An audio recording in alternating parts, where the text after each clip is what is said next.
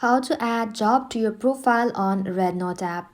Hello everybody and welcome back to our channel. So let's get started without any further ado. So for that, first of all, you want to go ahead and open REDnote application in your mobile device. Once you open the REDnote app, you want to go ahead and log in to your REDnote account. Now once you're logged in, simply go ahead and tap on this me icon at the bottom right corner. Now once you are in your profile section, go ahead and tap on edit profile right over here. And once you are inside the edit profile section, you'll find an option that says job right over here. So go ahead and tap onto it. Now you can simply choose your job from here. And then once you have chose your job, go ahead and tap on save.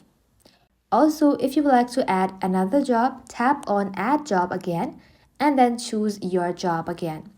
After that, tap on save, and just like so, you'll then be able to choose two jobs at once. Now, if you would like to display your job publicly, go ahead and toggle on this button that says show job.